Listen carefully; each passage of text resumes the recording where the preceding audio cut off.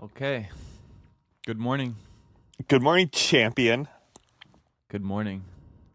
Welcome to Phone Wallet Keys, David Ortiz, the podcast where me and my brother Max talk to each other about Boston sports. And it's a great day to be doing that because we are World Series champions. Yeah, I know I've been talking about how everyone hates Boston a lot, and that when the Boston sports teams sweep the major championships, everyone will be so angry that they'll finally overthrow capitalism. The internal dynamics of the United States of America will have changed enough to facilitate revolution. It's also, in the interim, a nice little ancillary benefit that the Red Sox are the champions. Yeah, even if the overthrow of the global capitalist system doesn't result directly from a sweep of the major championships, it'll be just a great ride anyway. It already has been. We do need a revolution. I was reading this UN climate report. Have you seen this? I think so. Which one? The one that says that we're fucked a lot sooner than we thought? Yeah, a decade. We have a decade to overthrow capitalism is what the report seemed to conclude to me. Yeah. And meanwhile, Phone Wallet Keys, Dave Ortiz actually got sent an IUD, not an intrauterine device, an improvised explosive device, an IED by the MAGA bomber. I was an honor to be included in such a distinguished list. Sam, stop it. That's not funny. That's a bad joke. I think it's funny. No. Why? Because Why? It's just lightening the mood because you're talking about the 10 years we have left before. Well, I haven't even gotten there yet. I haven't even started talking about the massive insect die-off. Oh. I haven't even started talking about the rise of global fascism, authoritarian right in Brazil. My God, it's crazy. Wait, so you think that what the rise of the authoritarian right in Brazil is tied to the Olympics? You made that point on Twitter, but what do you mean by that? Well, I think it's important. I mean, when you talk about Brazil, right, it's not like they just suddenly out of the blue elected a far-right authoritarian who is openly calling for a return to military dictatorship, right? There was a leftist that was toppled in a coup, and that the public's tolerance for these things, the jailing of people who could have won that election, the military coup, the removal of the president, all of these things happen when there is a massive and corrupt erosion of the public's faith in the public institutions. And the World Cup, the Olympics, Sam, those two things were sold to the Brazilian people as these great things, when in fact there were just these massive boondoggles that bankrupted multiple municipalities throughout Brazil, and the poor people in the country bore the brunt of it, which is why they became more and more open to someone who's talking about getting rid of corruption in the way that the authoritarian right is. Let's see. Boondoggle. That was pretty good use of boondoggle. Yeah. Cross me up! Don't snap, don't breathe, just to leave me up this skin. And baby begin!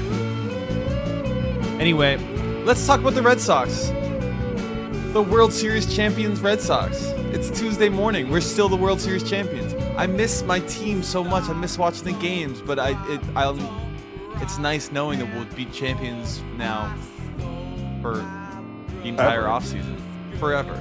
They'll never be able to take away this from championship away from us, which is what's so nice about championships. It's so nice. This was a great one. Yeah, I think we should talk about... We talked about the first two games in that weird podcast where... have you listened to our most recent episode, actually? I listened to it when I was sort of editing it. Sort of editing it, yeah. What? I listened to this Do you have episode. some this feedback whole you thing. wanna No, I just think it was really.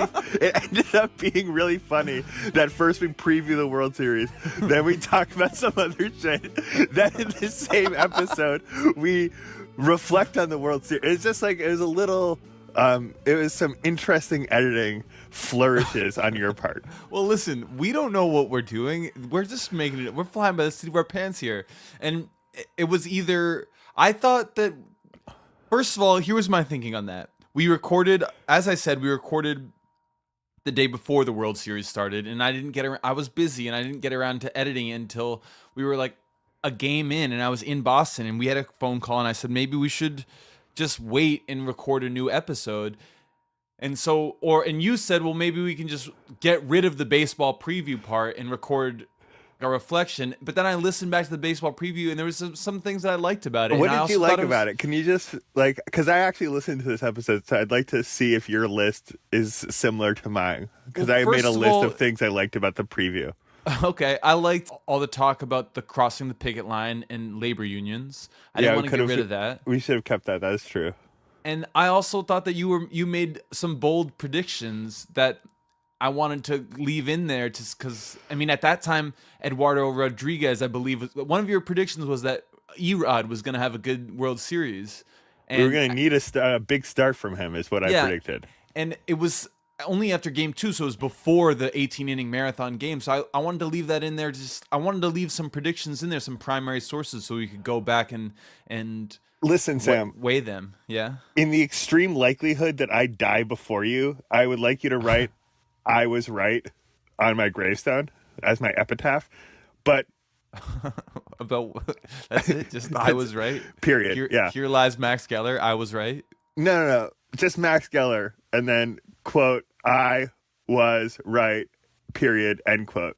You want to be buried in a coffin in a cemetery? I want to have a monument to me, like a gravestone. I don't care about my earthly remains in any way. I just want a monument.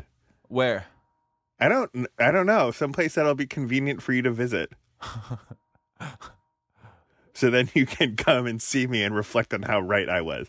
But I do think that, speaking of predictions, do you think that we should, because we hold ourselves to such high a standard, brother, that we should, unlike most sports fans, send letters of apology when we rip people and end up being wrong?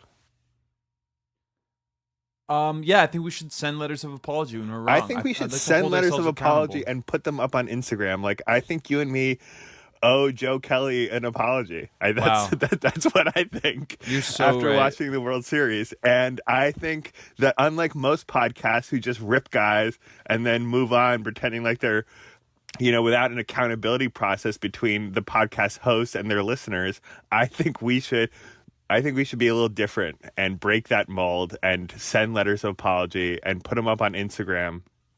I think it's a really cute idea. I like, and it also gives us some good ground to stand on when you're asking Dan Shaughnessy repeatedly on Twitter to ritualistically disembowel himself. Oh my God, did you see what that monster clown said the other day?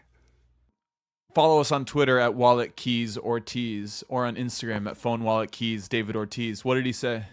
Sam, I just want you to know, speaking of I was right. Like, if you search Phone Wallet Keys David Ortiz in Twitter, even though that's not our handle, ours is the first account that comes up. So you think So you can stop, in fact, saying Wallet Keys Ortiz on Twitter or Phone Wallet Keys David Ortiz on Instagram. You can just say Phone Wallet Keys David Ortiz on Facebook, Instagram, and Twitter, because that's actually that's true. such a relief. It's so awkward to try and promote two different fucking things. I mean, you're you sure should- about that? Not only am I sure about it, but like I can't overstate how awkward and annoying it is to listen to it. I mean, I'm sure it sucks to say it, but it really sucks to hear it. Well, I'll never do it again. So follow Great. us on Twitter and Instagram, Phone Wallet Keys David Ortiz. Perfect. What That's did Dan Shaughnessy say? I saw that you went back into the annals of his Twitter archive and you retweeted some unfortunate predictions that he had made, which he has not apologized for. It really is starting to become clear to me that, so that great commentator Sean McDonough, who was the Rem Dogs partner on Nessun for years? Yeah. The Red Sox commentator. I think now he's in San Diego, right? No, that's Don Orsillo. I think Oh. Sean McDonough does college football games for ESPN. I think he's like got a pretty serious gig now. Okay. But his dad, Will McDonough, was a Boston Globe columnist. I think he probably died before you could read, but I remember reading him when I was first learning to read. And I didn't think anything of it. But it turns out that this guy who is Dan Shaughnessy's mentor was a notorious racist. Really? And yeah, he criticized like the way he was against integration of the Red Sox, back in the old days. He shat on Bill Russell. He's a bad dude. And Dan Shaughnessy loves to name drop him, and as the great Will McDonough, and as like whenever he gets the opportunity to mention or reflect on the great career of Will McDonough, Dan Shaughnessy never misses a trick. And it finally, I feel like there's no more beating around the bush. The reason he's doing that is like a dog whistle to racist. Dan Shaughnessy doesn't care that Will McDonough was an awful racist, and so he will continue to compliment him in all his columns. The way that Dan Shaughnessy sort of acknowledges the former president of the Red Sox, who had the team be the last one in baseball to integrate, the way he says, yes, he was racist, but what about history? Or like the tweet that you mentioned that made me really mad was early in the season when the Red Sox were like 4-6, or like when the Red Sox had a rough spell. He's like, the Red Sox are 4-6 since they changed the name from Yawkey Street. Just saying. Why are you just saying that? First of all, the Red Sox were the best team in baseball all year long. And second of all, you were mad that we changed the name of a street from a white supremacist to something else. I hate Dan Shaughnessy, Sam. I don't.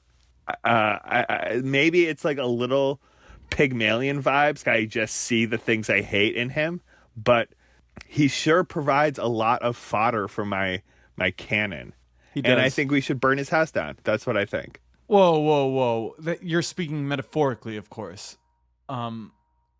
We eventually, if we keep trolling him, we are going to get his attention, and if he does kind of tune in for a second, or someone else tunes in and shows it to him, saying something like that in seriousness might also maybe like get the police involved. So I just want to clarify that when my brother says burn his house down, what he means is his metaphorical house, the house of racist garbage that he has built up his career. And when he says burn, he just means burn as in like, oh, what a burn, he just dissed him hard. No, I mean metaphorically, brick by brick, remove every edifice that of stature that he has built for himself. Sure. Okay, great. I'm so glad you said that. And then when there's a revolution, we'll bring him up on a tribunal like we will with all other racists in the media. Okay. Let's go back to Joe Kelly. We were wrong. We were wrong. He was really, really good. There's a lot of players who are really good in the bullpen. Yeah, Barnes was good. I mean, really, Brazier was good. I mean, what? Brazier was okay. I didn't think he was great. He had one good game and one bad game is what I remember. No, he was good. The thing is, we were right that the 8th inning answer was still a lingering question until the playoffs started, and Alex Cora just used starters to fill that role. Yeah, I loved the way Alex Cora managed, where he totally changed everything I thought that was a consensus about days rest that pitchers needed. Apparently you can just pitch in an inning relief the day before you start a game and it's okay. That's what made Nathan Eovaldi's performance so heroic, I thought. I mean, he really should have been the World Series MVP, I thought. I mean, what he did, so he pitched an inning in game 1. He pitched an inning in game 2. The 8th inning in game 1. And game 2, right? And the 8th inning in game 2, that's right. 2 shutout innings in Lights the 8th out, inning. yeah. Lights out. It was incredible. I think he was hitting 100 miles an hour. It was what we needed.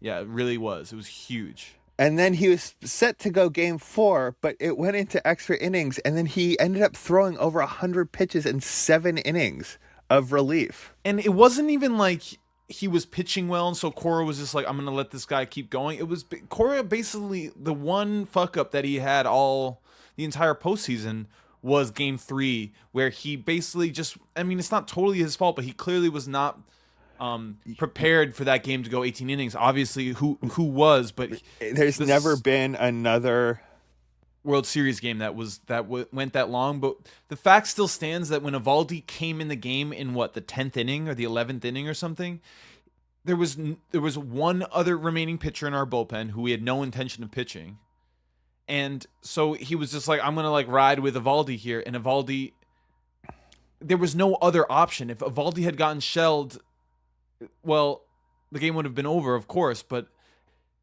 he had his literal back against the wall, and he just kept going. He kept coming, and it was such a heroic performance. And I felt like they were throwing him to the dogs. At a certain point, that game felt unwinnable, and then it went on for another 5 innings. The game did feel unwinnable. I mean, like, there's a couple times when Mookie Betts and Xander Bogaerts came up back to back and didn't do anything, and I was like, oh, we can't win this game because those are our only 2 functional bats left. Right, because our pitcher was hitting 4th or there was like a double switch. We had pinched, or we didn't do a double switch. We pinch ran for JD Martinez, which was a huge error of Cora. I mean, he put in Kinsler to run for Martinez, because I get it, Martinez's ankle was hurt, but Kinsler then proceeded to shit the fucking bed so hard in a way that I won't forget. Even though we're the World Series champions and we bounced back the next night, I still hate Ian Kinsler now. And there's this like weird alternative universe where Ian Kinsler's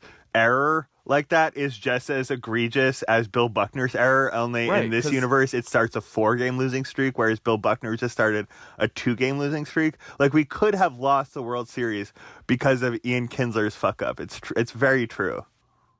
Yeah, it was so horrible, and it wasn't just one fuck up. It was like this extended fuck up. First he fucked up on the base path, then he fucked up in the field, and then he was just like still in the game forever and he couldn't fucking hit. But Nathan Eovaldi was so inspiring. Apparently, like, Rick Porcello wept openly while watching him. I saw that too, yeah. Everyone got together and gave him a standing ovation. I wanted to like carry him off the field.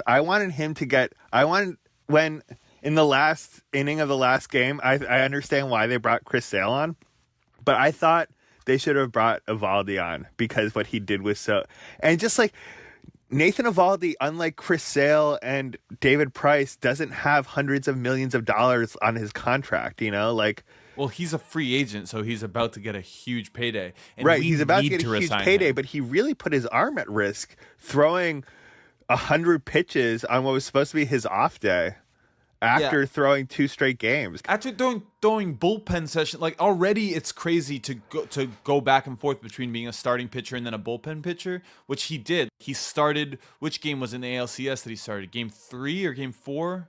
He was in the ALCS. He was both a starting pitcher and a relieving pitcher, and he was getting set to do that again in the World Series. He had 2 straight relief appearances, and then he was gonna start game 3, so he's like getting ready to start game 3, but instead he has to basically warm up, come in as a bullpen pitcher, and then still throw a starter's worth of pitches, a starter's worth of innings. Like, that was unbelievable.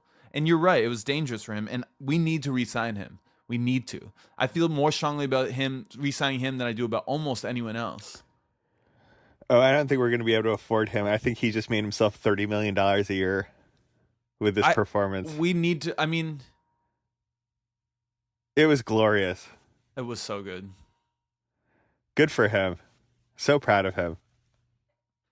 Let's talk about some more vindication. David Price. He really was the World Series MVP. Why the fuck was he not named the World Series MVP? That was an actual mistake. Look, because Steve he was Pearce the most valuable player. Steve Pearce, the actual World Series MVP. He's a free agent, and he just made himself a lot of money, and I'm happy for him. Yeah, and he obviously had a fantastic series, particularly in the end. He came in strong for us. But David Price... Wow. David Price, I mean, what can you say? It's incredible what he did.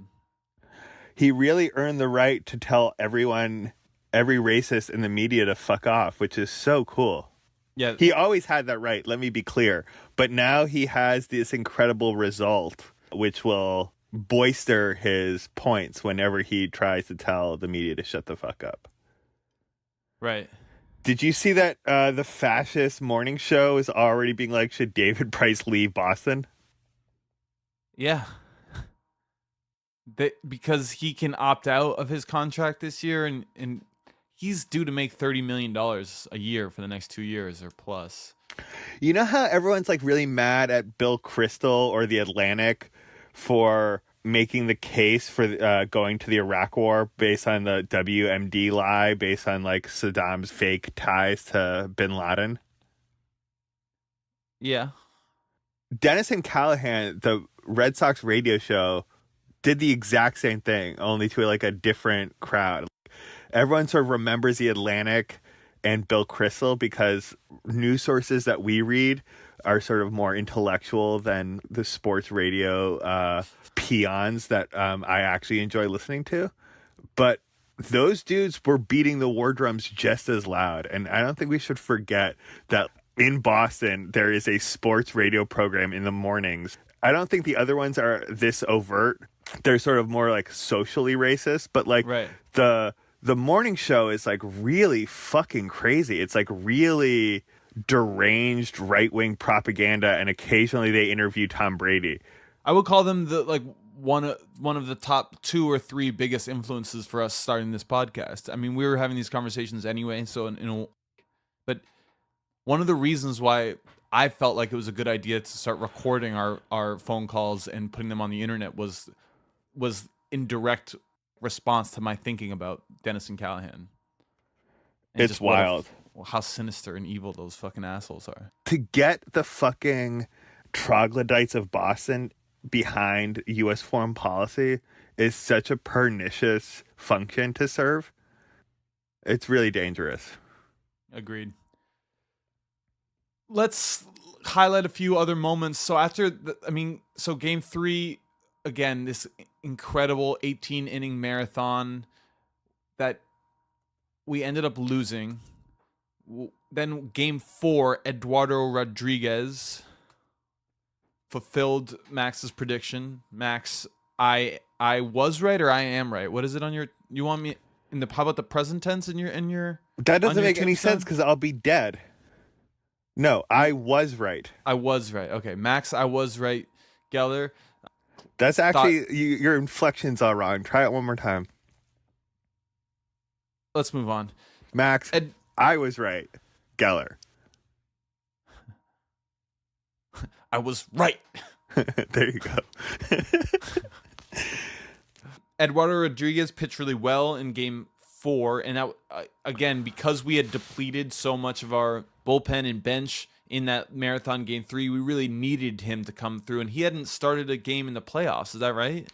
Yeah, he threw way more pitches than he had thrown in over a month, but it also seems sort of like a fuck up by Cora to leave him in for one batter too long. But I do understand how that thinking goes. You just came off an 18-inning, an extra inning games in which you actually played a whole extra game, and then so you want to save your bullpen, and especially with him coming up in the next inning, if you like Matt Barnes would only have been out there for one batter, but that one batter could have saved us 3 runs. Yeah, but also there was the error that extended the inning right before that anyway. Like, he should have been done. That was a bad error too. Yes. What are you... I can hear your fucking fat fingers typing both your indexes because you never learned to type. What are you typing? Oh my What's going God, on? that is such a, like that. The fact that I don't know how to type does not need to be a publicly aired grievance of yours. Well, it doesn't need to be, because if you were just saving your fucking awkward index typing for Oh my later God. when we're not recording the podcast, no one would even know about it. That was a read. You're right. Thank you. That's what I want on my tombstone. I want Sam Geller, in quotes, you're right, Max Geller. Dash Max Keller. Yeah. So then We're down 4-0 in the what is it, the 8th inning of game 4? No, we're down 4-0 in the 7th. Moreland hits a 7th 3-run homer. Then Steve Pearce ties It's a it. solo shot. And then we just go crazy with Steve Pearce hitting a bases loaded double after. Well, first it was Devers. Devers got a single for the go ahead run. Great point. Devers pinch hit for Sandy Leone, Right. which I think vindicates 3 catchers. Cora's decision to bring on 3 catchers, and I Yeah, think that was totally. really smart. That was really smart, and at the time seemed crazy, but yeah, that was really smart because we had 3 catchers. Traditionally, people only have 2, And having bring that on an extra pitcher. Right, having that extra catcher allowed us to do more pinch hits for the fucking catchers who can't hit. Devers hit the pinch hit, go ahead single. Then It's so cool that Devers is a world champion at 22. oh yeah, Devers, he was incredible. Nunez, we didn't really give Nunez his due in that marathon game. That was pretty incredible too. Just like Nathan Eovaldi pitched 100 pitches in 7 innings when he wasn't expected to, but he kind of had to. His back was against the wall. We had gone through all of our substitutions. We didn't have a single other position player on our bench, and Nunez gets chop blocked by the catcher in like the 13th inning or something, and he's already had a bad ankle and he can barely stand, it seems like, but we can't sub him out. The only option would be to just play man down if Nunez wasn't able to go, but he does finish the at bat. I'm back in game 3, and he kind of hits this ground infield single, and he hustles it out and slides headfirst into first base, and he's safe, and we score a run because of it. And he's so hobbled he can barely move. And then in the following inning, he chases down a foul ball and flies in the stadium. It was just this like ongoing thing. How injured is Nunez going to get? And we, again, the only option was to go man down at that point. So Nunez had, and then Cora does the interesting decision of starting him in game 4, which was so strange to me because I was like, can this guy even still walk? But he did start him, and that left Devers on the bench ready to pinch hit, which he came through when we needed him. And then, yeah, we break the game open in game 4. At that point, we knew we were going to win the World Series.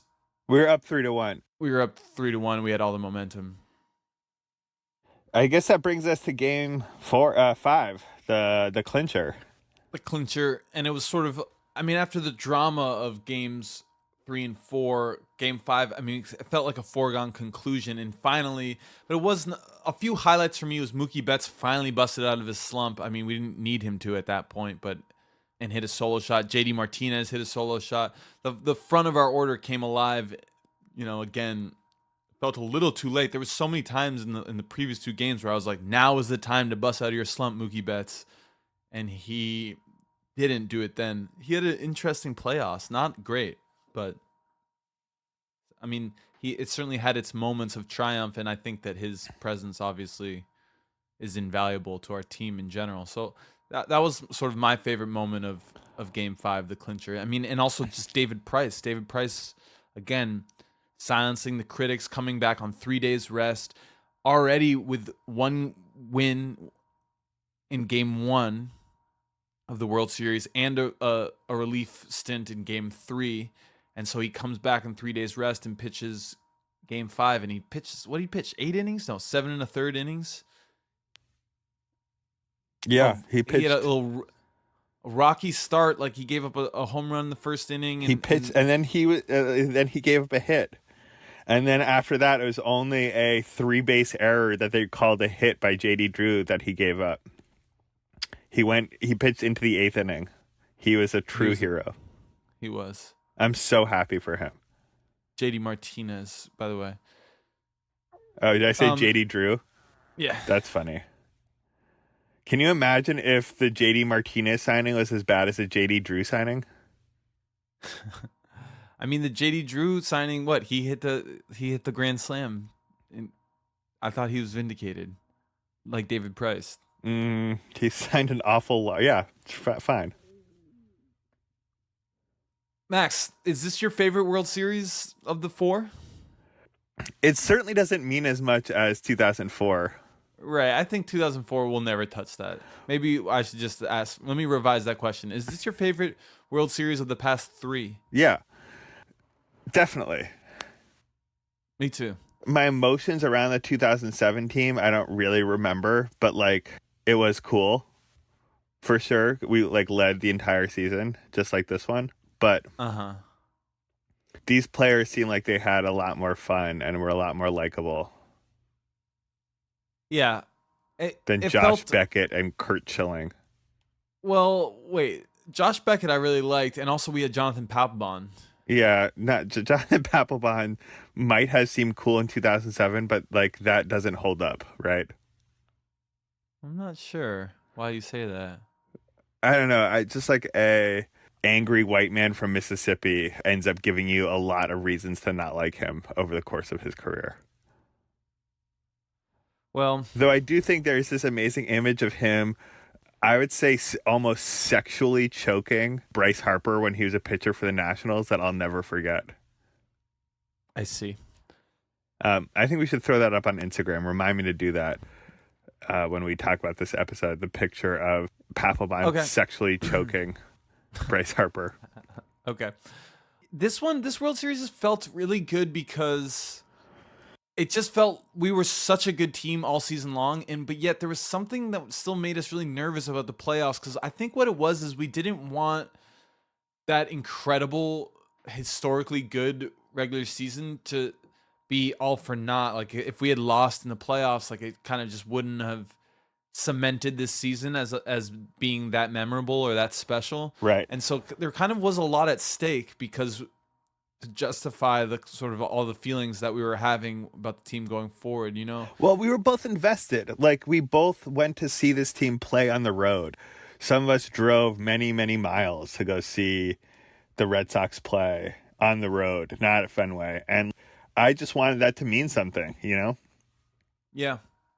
And it did, and I also think that the path to being the World Series champions was insanely difficult. Like we beat a 100-win Yankee team. We beat the defending World Series champions, who were really, really good, the Astros, and then we beat the Dodgers, who had been in back-to-back World Series and were definitely the best NL team. And there was lots of drama in the playoffs, but there wasn't a Game 7. There wasn't like that kind of drama. Like we actually We're way better. were way better, and that's what it felt like all season long. But it was just, it did feel special to have that cemented, and now in a way that can never be taken away. So I don't know. I don't want to this to be the last time we talk about the 2017 Red Sox and us being world champions. So I'd like that to be a thing that we can kind of continue to relive in the podcast and in our conversations with each other. And so even though this is the kind of closing episode of of the baseball season, I'd like to keep it alive as long as we can, as long as it feels appropriate, as we get deeper and deeper into the Patriots and the Celtics and the Bruins season.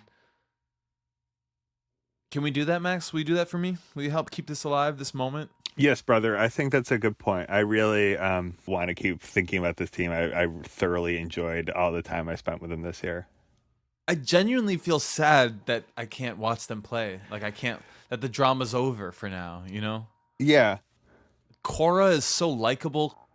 Cora wants to take the championship trophy back to Puerto Rico. It's going to be really interesting to see if the fucking cocksucker in the White House even bothers to invite this team, and how they respond. First of all, there's nothing wrong with sucking cock, so I would caution you about that moniker to describe the creamsicle demon in the White House. I do think they should just not go to the White House and instead bring the entire team to Puerto Rico, the U.S. colony that is suffering under Trump's rule. But it sucks that we have to wait so long for new baseball. I mean, it is nice that the Patriots are at the midway point in their season. They're looking good. We can start finally paying attention to the Celtics. And it's also nice to have sort of like some low leverage sports to watch, you know, like, because, man, the emotional tax of Right. that weekend of games. That was 27 innings in 3 days, which is already insane. But also they were like World Series level intensity, and it was like I was spent. Yeah, it was really intense, and like, yeah, where a loss would have felt really like significant. Well, where the losses felt really significant, it's nice to now be in the context where, the Celtics didn't have a great start out of the gate, but we know that doesn't really matter. I want to say shout out to fucking our old man who we watched Game 3 together. The whole and- thing? Well, no. So at a certain point, probably around 1:00 in the morning. No, actually, it was earlier than that. Around 12:30, he retired to his bedroom. Maybe 1:00. But to watch the television in his bedroom, like I knew that he wasn't gonna just like go right to sleep.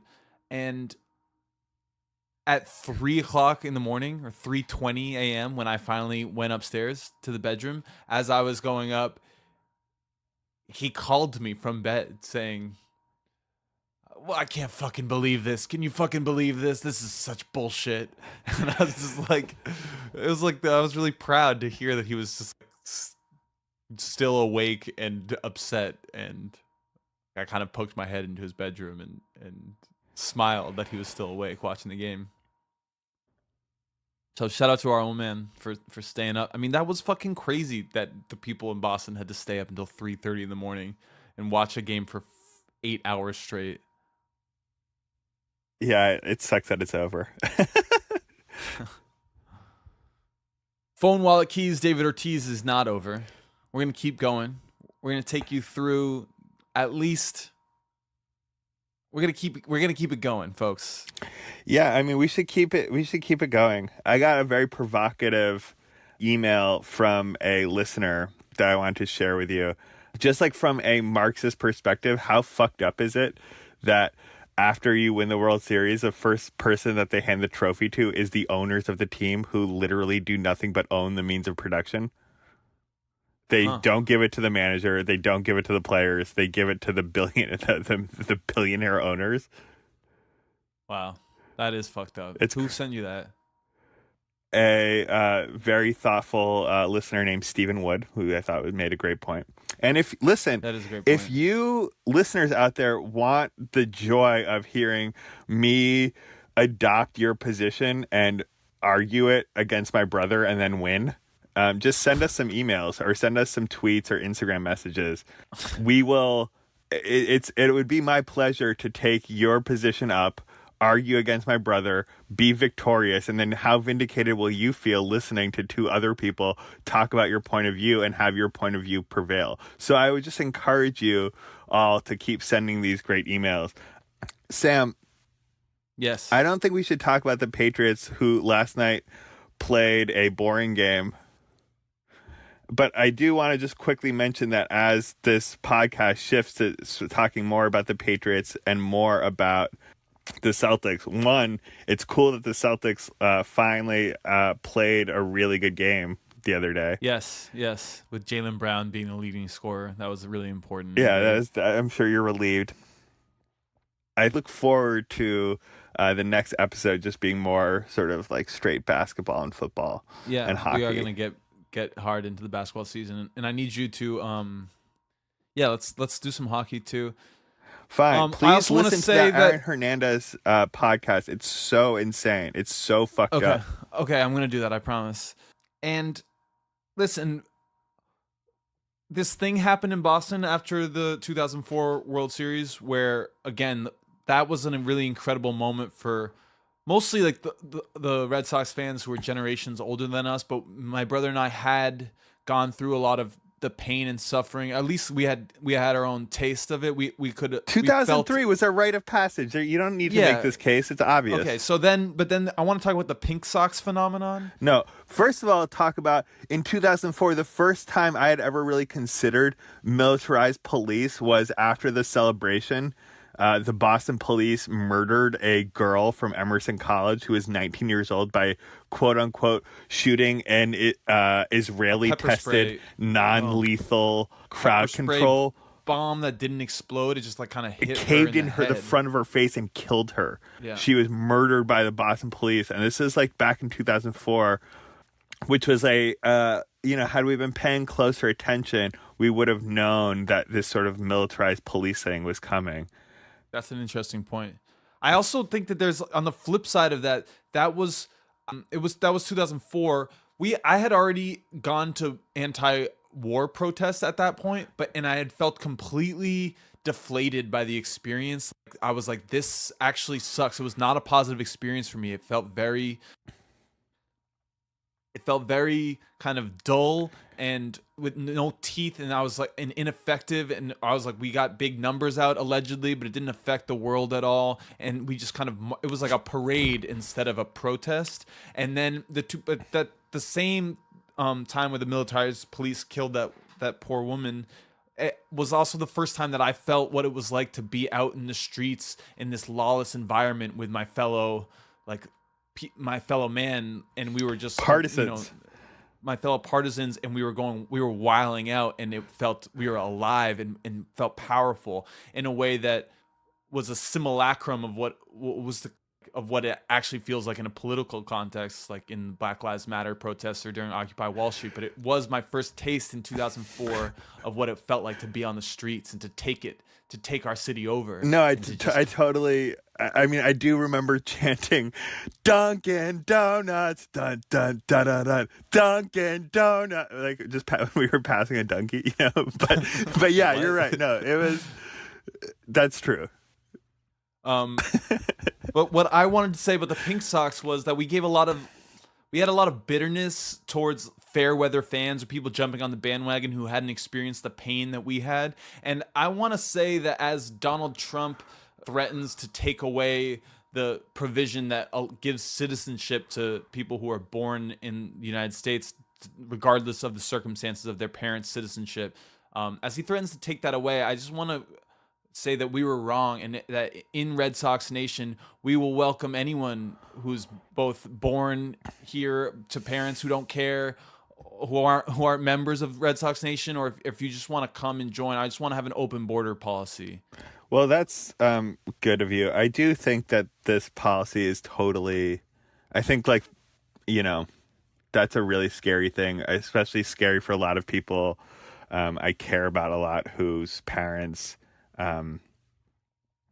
had them in this country, first generation friends of mine. And I think the response when something like this happens, whether you're in Brazil or in the US, we have to build up our own institutions and our own power, because no one else is going to take care of us right now. And that's, I think that's a metaphor for the Red Sox too, because, we just won the World Series again. The Yankees are fucking pissed. The Yankees have a huge war chest to spend on unseating and taking away our glory and our self-determination. And I think we need to start focus on battening down our hatches and building ourselves up, because the other shoe's gonna drop and the Yankees might sign Bryce Harper, Manny Machado, and we have to prepare ourselves for this reality. Okay, let's call it there. Thank you so much for listening. Phone Wallet Keys, David Ortiz. Max, I love you so much. Sam, I love you too. It was great talking with you. Congratulations. I'm so happy Thank we you. won. Congratulations to you too. I'm really happy to call our old man and congratulate him too. We'll do. And call our grandmother. She doesn't even understand. I'll tell her that we won the World Series. I tried to explain it to her. It didn't alleviate her confusion. But Okay. all right, love you. I love you too.